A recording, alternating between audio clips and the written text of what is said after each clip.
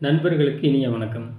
TNPSC group 2 2A தேர்வுக்கு படிக்கிறவங்க இந்த பதிவை அன்பு கூர்ந்து முழுசாக கேளுங்க. வேலை செய்பவர்களும் புதியதாக டிஎன்பிஎஸ்சி தேர்வுக்கு படிப்பவர்களும் எளிதாக டிஎன்பிஎஸ்சி குரூப் 2 2A முதல்நிலை தேர்வில் வெற்றி பெற்று முதன்மை தேர்வுக்கு தகுதி பெற முடியும். குரூப் 2 முதன்மை தேர்வு பொறுத்தளவு இருக்கிற பணியிடங்களில் 10 மடங்கு அதிகமாகவோ அல்லது அதற்கு அதிகமாகவோ ஆட்களை தேர்வு செய்வாங்க. உதாரணத்துக்கு குரூப் 2A காலி பணியிடங்கள் 2000 காலி பணியிடங்கள்னு வச்சுக்கிட்டா குரூப் 2A முதன்மை தேர்வுக்கு வந்து முதல்நிலை தேர்விலிருந்து சுமார் 10 மடங்கு அதிகமாக, அதாவது 20,000 ஆட்களையும் 30,000 ஆட்களையும் தேர்வு செய்வார்கள். ஒரு குறிப்பிட்ட ஸ்ட்ராட்டஜியில், அதாவது ஒரு குறிப்பிட்ட வழிமுறையில் படித்தா கண்டிப்பாக முதன்மை தேர்வுக்கு தேர்வாக முடியும். எப்படின்னா, நான் சொல்கிற ரொம்ப முக்கியமான 5 வழிமுறைகளை கண்டிப்பாக கடைபிடிக்கணும்.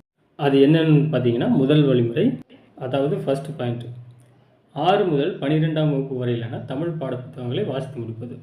இது வந்து கடினமெல்லாம் இல்லைங்க, ரொம்ப எளிமையானது தான். முதல் முறை படிக்கும்போது மனப்பாடம் செய்ய வேண்டாம், வேண்டுமானால் குறிப்பெடுத்துக் கொள்ளுங்கள். ஒவ்வொரு பாடத்தை, அதாவது ஒவ்வொரு யூனிட்டையும் படித்த பின்னாடி யூடியூப்பில் வந்து அந்த யூனிட்டுக்கான டெஸ்ட் வீடியோ பாருங்கள். ரெண்டாவது வழிமுறை, அதாவது செகண்ட் பாயிண்ட் என்னென்னு பார்த்தீங்கன்னா, 6 முதல் 10ஆம் வகுப்பு வரையிலான கணித பாடங்களை, சிலபஸில் கவர் ஆகிற பாடங்களை படிக்கணும். இது வந்து கடினமான காரியமாக தெரியலாம். அப்படி கடினம்னு நினைக்கிறவங்க நம்ம யூடியூப் சேனலில் கணிதத்திற்கான வீடியோ சொல்லலாம். அவற்றை பார்த்தாலே வந்து கணித பகுதியில் நல்ல மதிப்பெண்களை எடுக்க முடியும். கணிதத்தை பொறுத்தளவு வாய்ப்பாடுகளை, அதாவது ஃபார்முலாக்களை வச்சு தான் கேள்விகளை கேட்குறாங்க. அந்த வாய்ப்பாடுகளை மனப்பாடம் பண்ணிட்டால் போதும், தேர்வில் வந்து எந்த கேள்வி கேட்டாலும் பதிலளிக்க முடியும். தேர்ட் பாயிண்ட் என்னென்னு பார்த்தீங்கன்னா, டிஎன்பிஎஸ்சி அசல் வினாத்தாள்களை முழுவதுமாக படிப்பது.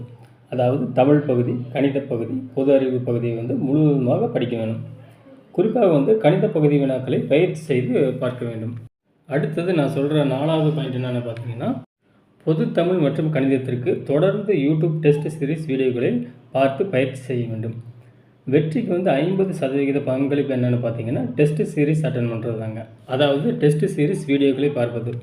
தமிழ் பகுதியை பொறுத்தளவு மனப்பாடம் பண்ணாவிட்டாலும் பரவாயில்லைங்க, ஆனால் வந்து வாசித்தாவது முடியுங்க. அந்த வாசித்து முடிச்சுட்டு அதுக்கப்புறம் யூடியூப் டெஸ்ட் சீரிஸ் வீடியோக்களை பாருங்கள். 5வது முக்கியமான வழிமுறை, அதாவது 5வது பாயிண்ட் என்னென்னு பார்த்தீங்கன்னா, 6 முதல் 10ஆம் வகுப்பு வரையிலான சமூக அறிவியல் பாடப்புத்தகங்களை வாசிங்க. அது மட்டும் இல்லாமல் 11ஆம் வகுப்பு வரலாறு புத்தகமும் 12ஆம் வகுப்பு வரலாறு புத்தகமும் வாசிங்க. உங்களை ரிஸ்க் எடுத்து படிக்க சொல்லிங்க, சாதாரணமாக வாசித்தாலே போதும். அதே மாதிரி இந்திய அரசியல் அமைப்பை பொறுத்தளவு 11ஆம் வகுப்பு அரசியல் அறிவியல் புத்தகத்தில் தேர்ந்தெடுக்கப்பட்ட பகுதியில் மட்டும் படித்தா போதும். 12ஆம் வகுப்பு அரசியல் அறிவியல் புத்தகத்தை பொறுத்தளவு முழுசாக படிக்கணும். நான் முன்னாடி சொன்ன மாதிரி நீங்கள் படிக்க வேண்டாங்க, வாசித்தா மட்டும் போதும். எக்ஸாமுக்கு படிக்கிறோம்னு வாசிக்காமல் ஒரு புது விஷயத்தை தெரிஞ்சுக்கிறோம் அப்படின்னு வாசிச்சிங்கன்னா உங்களுக்கு வந்து வாசிக்கிறது வந்து இனிமையாக இருக்கும். கட்டாயமாக நான் சொன்ன அந்த 5 வழிமுறைகளை நீங்கள் கண்டிப்பாக கடைப்பிடிச்சா தான் எக்ஸாமில் வந்து பாஸ் ஆகிறதுக்கான வாய்ப்பு இருக்குது.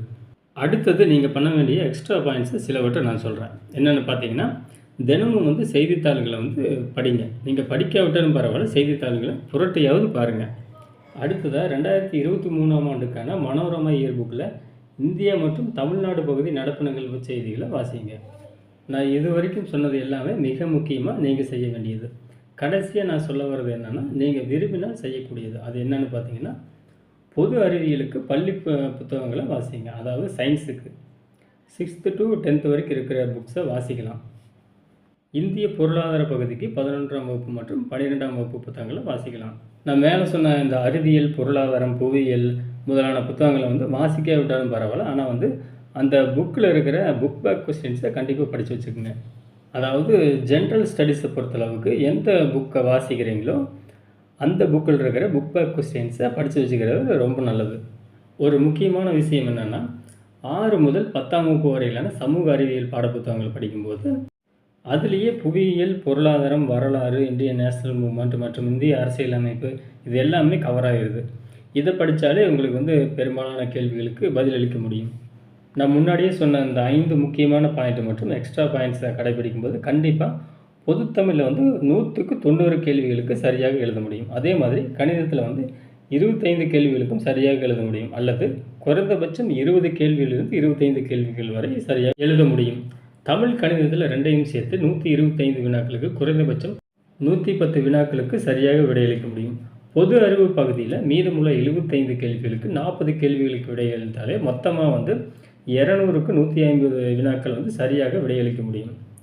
நாம் வந்து 150 வினாக்களுக்கு விடையளித்தாலே முதன்மை தேர்வுக்கு தேர்வாக முடியும். இது தாங்க குரூப் 2 2A ப்ரிலிம்ஸ்லேருந்து மெயின்ஸுக்கு செலக்ட் ஆகிறதுக்கான ஸ்ட்ராட்டஜி. மறுபடியும் சொல்கிறேன் அந்த 5 முக்கியமான பாயிண்ட்ஸை. தமிழ் பாடப்புத்தகங்களை படிப்பது, 2வது வந்து கணித பயிற்சி செய்வது, 3வது வந்து டிஎன்பிஎஸ்சி அசல் வினாத்தாள்களை படிப்பது, 4வது வந்து டெஸ்ட் சீரீஸ் பார்ப்பது, 5வது வந்து இந்தியன் பாலிடிக்ஸ் அதாவது இந்திய அரசியலமைப்பு மற்றும் இந்திய வரலாறுக்கு 11ஆம் வகுப்பு 12ஆம் வகுப்பு புத்தகங்களை படிப்பது, மேலும் வந்து 6 முதல் 10ஆம் வகுப்பு வரையிலான சமூக அறிவியல் புத்தகங்களை வாசிப்பது. அதுபோக இதற்கான யூடியூப் டெஸ்ட் சீரீஸை கண்டிப்பாக யூடியூப்பில் வந்து பார்த்தாகணும். அதுபோக நான் சொன்ன எக்ஸ்ட்ரா பாயிண்ட்ஸை கடைப்பிடிச்சிங்கன்னா கண்டிப்பாக வந்து 200 கேள்விகளுக்கு 150 கேள்விகளுக்கு சரியாக விடையளிக்க முடியும்.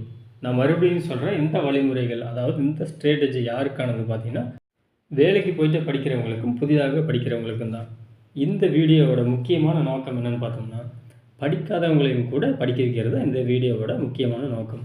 நான் சொன்ன இந்த வழிமுறைகளை கடைபிடித்து தேர்வில் வந்து சரியாக செயல்பட்டால் வெற்றி பெறுவதற்கான வாய்ப்பு வந்து மிக அதிகமாக இருக்கிறது.